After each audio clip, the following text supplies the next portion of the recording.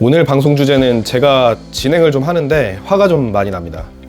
지난주 토요일에 광주 금남로에서 탄핵 반대 집회 열렸잖아요.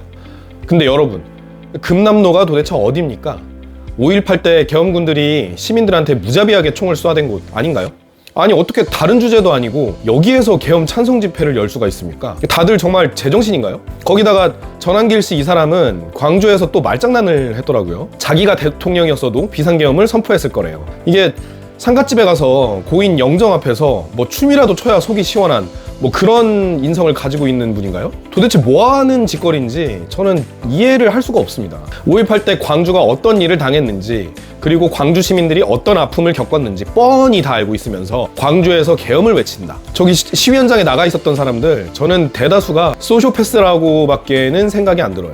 우리 소쇼패스가 뭔지 개념 한번 짚어볼까요? 소쇼패스는 자기가 무슨 행동을 하든지 인지는 한대요. 근데 이게 사회적으로 봤을 때 도덕적이다, 비도덕적이다 라는 것쯤은 머릿속으로 알고 있다라는 거죠. 그런데 이거를 인지만 하고 양심의 가책은 안 느낀다고 합니다. 그래서 타인의 고통에 대해서 배려가 전혀 없대요. 그럼 이 기준으로 놓고 보면 저 시위에 나갔던 사람들 소시오패스 맞죠? 아니 세상에 이런 폐악질이 어디 있습니까? 뭐 광주 가서 보수 집회 할 수 있어요. 우리 헌법 21조 1항에서 집회 시위의 자유 정하고 있잖아요.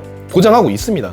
근데 이거는 자유가 있다는 것 뿐이지 좀 도덕적으로 문제가 있는 방식의 집회는 알아서 자제를 좀 해야죠. 할 거면 다른 주제로 시위를 하시던지. 어떻게 광주에 가서 계엄을 주제로 시위를 할 수가 있습니까? 이거 진짜 선 넘는 거 아닙니까? 여러분 폴란드에 있는 아우슈비츠 수용소 아시죠? 유대인들이 집단으로 학살당했던 바로 그곳. 만약에 여기에서 네오나치 집회를 열겠다고 하면은 전 세계에서 이걸 보고 과연 뭐라고 할까요? 예전에 일본 극우들 보면 한창 그 사람들 판치고 다닐 때 위안부 소녀상 앞에서 조롱하는 퍼포먼스 되게 많이 보였잖아요.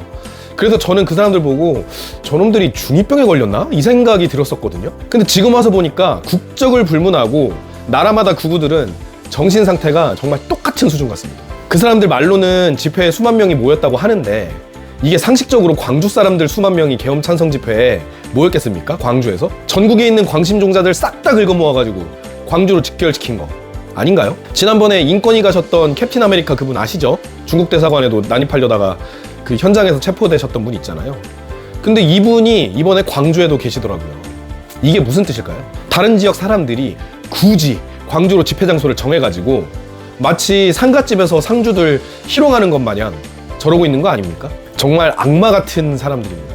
이번에 기사 뜬 거 보면 계엄군이 국회 지하 1층에서 단전 조치를 5분 넘게 실제로 했죠. 그동안에는 단전 조치 관련해서 관련자들 진술 증거만 나왔던 거지만 이번에는 아예 CCTV 영상이 나왔잖아요. 그러면 헌법기관이 국회의 기능을 정지시키고 독재하려고 한 거 맞죠? 그리고 전한길 씨 같은 분들한테 제가 꼭 한마디 하고 싶은 게 있는데, 전한길 씨는 야당이 국정에 뭐 협조를 안 했네, 뭐 국무위원들 줄탄핵을 시켰네, 이런 이유들 쭉 들면서 이 소위 계엄이 아니라 계몽령인 이유 10가지를 들었다라고 하거든요. 그런데 민주주의 국가에서는 그런 일이 있을 때 정치적으로 문제를 풀고 법과 질서를 지키면서 그리고 대화와 토론을 통해서 해결해야 되는 거 아닙니까? 그게 민주주의 아니에요? 자기들 마음에 안 드는 일이 있다고 해서 군대를 막 동원해요?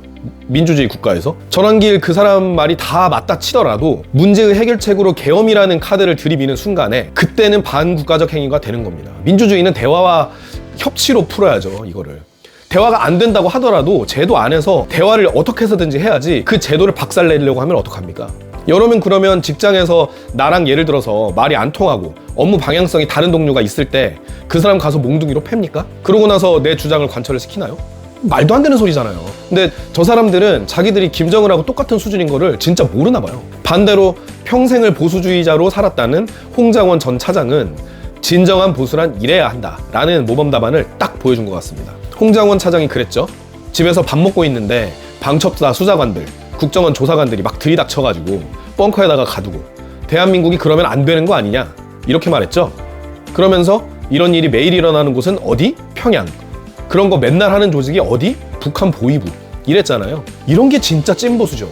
저는 진짜 이 발언 듣고 깜짝 놀랐어요. 제가 찾고 있던 진정한 보수가 딱 거기 앉아 계시더라고요.